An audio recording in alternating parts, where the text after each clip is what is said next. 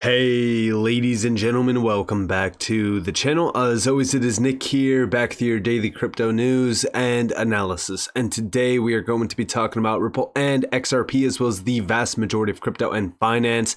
And with that being said, let's just dive on in and let's start off with this video clip here from Flip the Chain. So we do see the BIS in a recent video talks about the new financial infrastructure on a unified ledger for settling payments.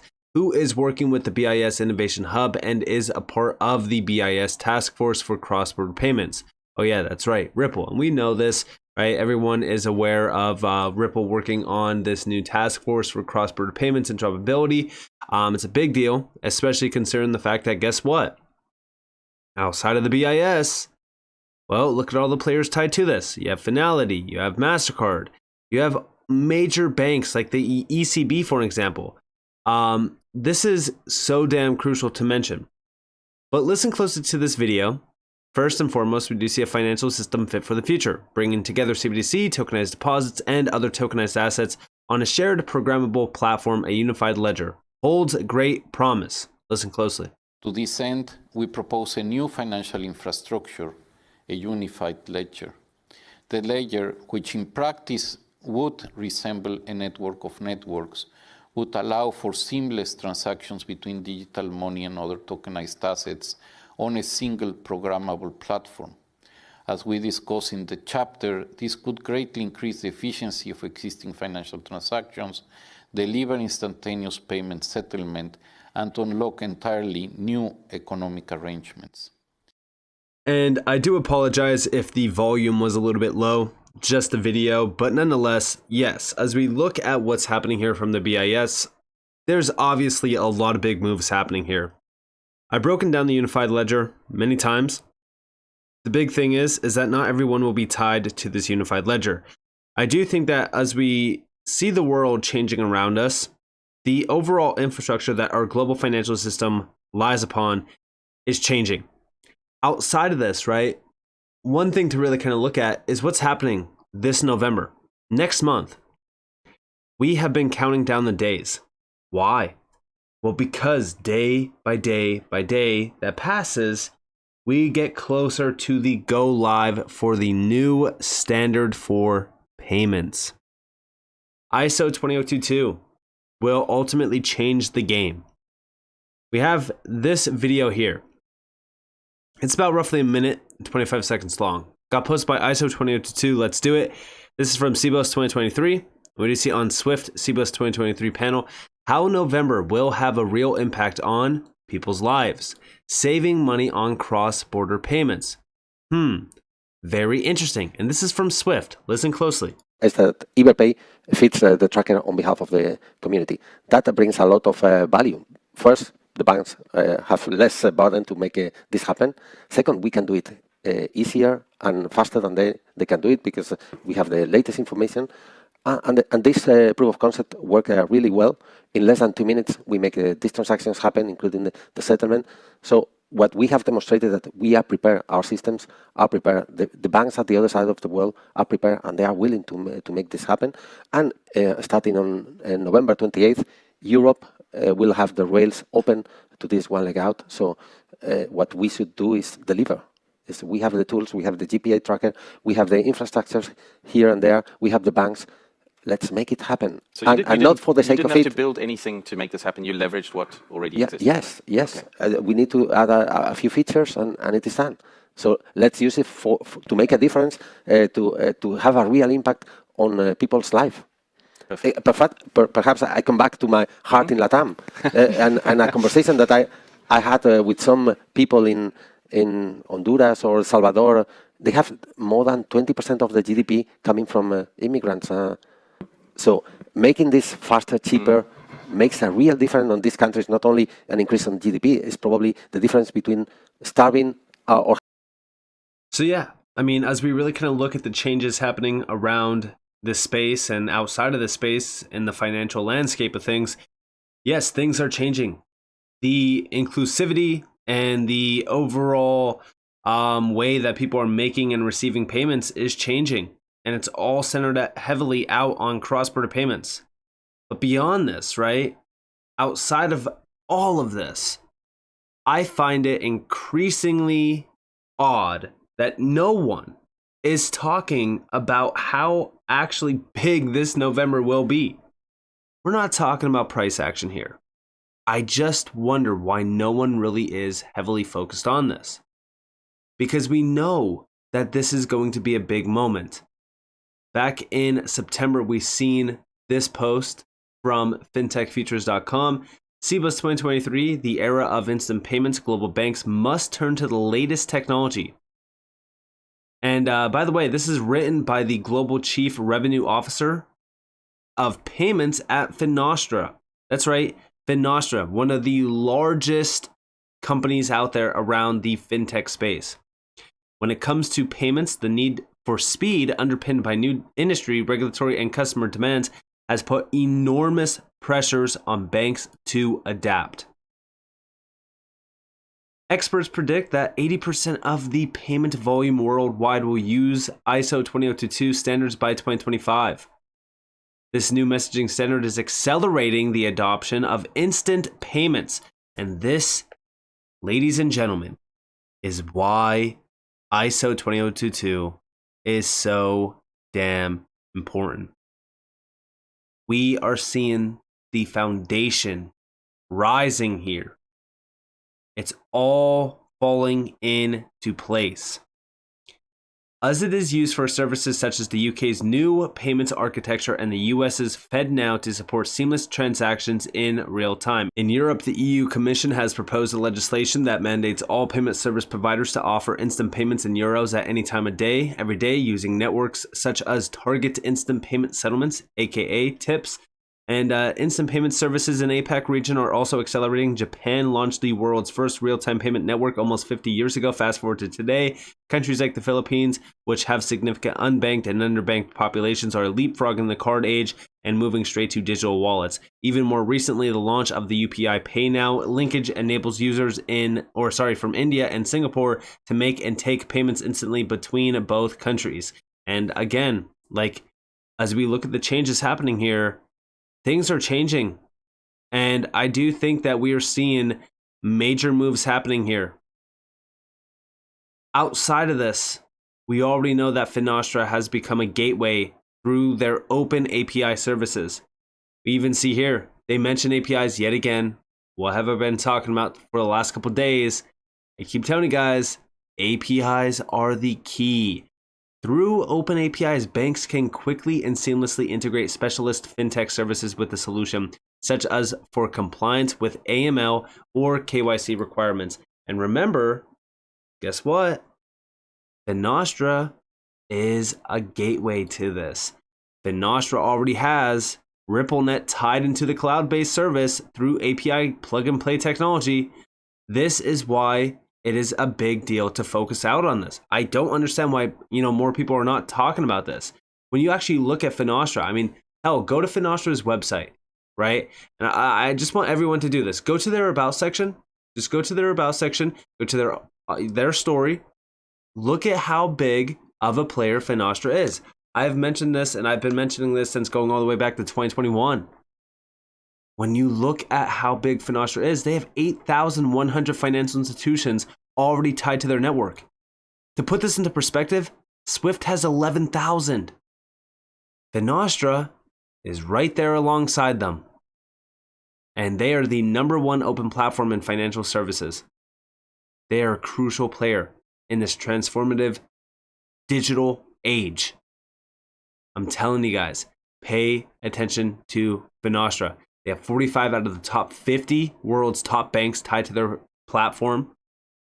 It is a giant network, if you will.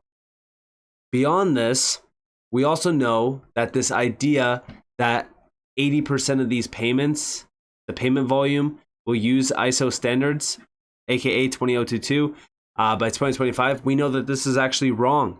We actually see here that according to Swift statistics, over 80% of banks plan to use the ISO 20022 format by November of this year, which we've gone over. Beyond this, we've talked about this as well. Check this out. With the major market infrastructures completing their migration to fully fledged ISO 20022 effective Q4 of 2023, the global demand for structured party information for all parties in the payment messages will become the new normal for more than 80% of all high value payments by November of this year globally. This is the beginning of everything falling into place. And also, massive announcement at CBOS, Switzerland will begin live transactions with a CBDC at the end of this year. That's right, the end of this year. ISO 2022, let's do it, posted it. Check this video out. Actually, two other points, but the last one is, as an FMI, we need central bank digital currency. So today, an FMI settles in central bank money for good reasons, to make sure that we reduce risks and counterparty risk and have a bankruptcy remote asset for settlement. And we don't have that today. So in our case, we're using tokenized Swiss franc and tokenized euro, which is things that we create based on cash that hits our account at the Swiss National Bank, and then we tokenize SDX. So there's an exposure to us. The good news there, in Switzerland at least, is that we will be starting with real life transactions in CBDC by the end of the year, meaning that the Swiss National Bank will be the entity deploying Swiss franc in tokenized form, so CBDCs, on our infrastructure for settlement. So that's a barrier that is lifted. It's going to be a 6 month trial to start with, but it's promising, and I think other central banks are looking at that, and I think it's really important, at least for FMIs, to play. And the last one is mindset. I think this is such a paradigm shift that it's very difficult for most people in our industry to comprehend what I've just explained in my first response, the potential of that technology. Because we're so used to what we do today that we sometimes tend to not be open or able to look at what the potential could be in a very open-minded way. And I think that's also something that will be changed through education, through... So yeah, huge announcement. And listen, the whole idea of CBDC discussions, yeah, this is yet again another major step around the new financial system. Things are moving very quick, and guess what? We have distractions popping up left and right. People are so distracted that they're not even realizing it. That's why I keep saying those that are actually focused on the target here will succeed heavily. This is also where the 1% gets separated from the 99%, which I've been saying many times. Beyond this, timeline, race for the future of money. Number of countries and currency unions exploring CBDC over time. Look at this. Already 11 launched. Guess what? Those 11 areas that launched the CBDC, guess what? They are all smaller countries. They're areas that are possibly even third world countries. Why is that? Well, you start in the small little countries, you expand. All of a sudden, you're talking about the bigger countries. These are going to be the big ones, the last step in the journey, if you will. Because guess what? You have all the smaller nations on board. Well, now it's an easier lift for the bigger ones to go live with this. And this has been their plan. This is also why I say every single major central bank is already exploring or even planning their CBDC. 93% of central banks around the world are already looking into CBDCs. Beyond this, check this out. CBOS in-person perspectives on Ripple blockchain and digital asset implementation by banks. Now, by the way, before we even play this clip, the individual in this clip is Artur Pereira. This is an individual that his resume goes all the way back to 2004, and even previously, like there's 1992 here, and so forth. But this is where he was working for Swift as an IT coordinator. Then he was also working with the European Swift Alliance. Beyond that, there's a few other ones within this, but as you guys do see, a lot of this is still related to Swift. A lot of what he is doing is related to Swift. If we actually scroll up, we can see some of these other positions where, it's more so talking about, finance and things like that. But beyond that, up here, as we scroll up, we can actually see a lot of discussions and even, speaking conferences around Swift, and planning around this new system, if you will. Even DEVO, which is the company that he's working for right now. This is a big one. He's been working there for over 15 years. We could actually see his skills here, and we could also see what he is focused on within this company. Outside of this, we also know that Devo has been working with innovative and transformative technologies for a while. We actually see here under their banking sector what we are, or where we are strong. Innovative solutions that transform with constant changes, new technologies, regulations, trends. The banking technology market is constantly developing. You need to adapt to trends at the same time, follow regulations, and take advantage of new technologies to bring more and more value to your company and your customers. At Devo, we have built a robust portfolio for solutions to meet your demands. We have many years of experience building relationships and adding value to our clients. And if we actually see down here, we can see what they are doing. We have open banking, which is more so around API technology. We have core banking, Swift, training, risk and compliance, analytics solutions, and banking processes. This is also a great company to look into. I think everyone should be looking into Devo. They are a big player as well, very similar to other major fintech companies. A lot of these are going to be pioneers around new age technology simply because they see the value behind it. And if we actually scroll over here and go to this clip, back to that video that I was talking about, listen closely to this video because we do get a little bit of an insight around Ripple. Can I show your face or no? Yeah. Hi, we're here at CBOS, and this gentleman is taking his time to answer a couple questions about blockchain and if it's going to be implemented in the banking system. So can you let us know how Swift is going to use blockchain for sending money? I'm not sure how Swift is going to do it, but for sure they will. It's on its way, and we are doing trials on it. Very good. And do you know about on-demand liquidity and DLT?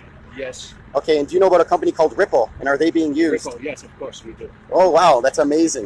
Do you know about bills of lading going to bills of e-lading in the UK? No, we are not involved on that. Okay, but you know about it? Yes. Being used on the blockchain? Yes. Trading is going to be on the blockchain? We had listened about it, but we are not involved in it Right. at the moment. Are you connected with Ripple in any way, a partner with Ripple? Not yet. Not yet. That's a very good answer. All right, I really appreciate your time. And can I ask your name? And Arthur Pereira from Evo Technologies. nice. And are you here from Portugal? Portugal. Wow. Well, thank you for. So there you guys have it. Will you incorporate Ripple technology? Not yet, at least, right? As we look at what's happening here, right? We know that at these CBOS conferences and these major events, which by the way, pay attention to what Ripple is doing with Swell. Swell is coming up. These events are great for insights. They don't give us too much, but they give us just enough to go off of. In my opinion, listen, when we look at Ripple and when we look at DLT and blockchain and even XRP, the signs are clear. I don't care about Swift simply because it's Swift. We know Swift needs to adapt or they die. Ripple is already entrenched. Ripple has major ties back to all of these major players. Ripple is sitting at the heart of it all with the central bank of central banks, aka the BIS. All of their connections to Volante, Finastra, Accenture, Thunes, you name it. Ripple has already won. And guess what? XRP is being exposed through all of those major wins. And I believe that we are seeing a massive cross-border network of networks being created for payments. And it's going to be a global modernization push. And it all starts with standardization. ISO 20022 is going to be the key that unlocks the door for opportunity to really kind of be realized in. And I think that that opportunity is really tapping in to this new age technology. DLT, blockchain, crypto, it really is so damn disruptive. So with that being said, I hope that you guys enjoyed this video. If you guys did, definitely leave a like, subscribe, turn notifications on for some more free content. You guys are more than welcome to follow me on Twitter and join the free Discord down in the description below. And with that being said, guys, it's been Nick. Peace out.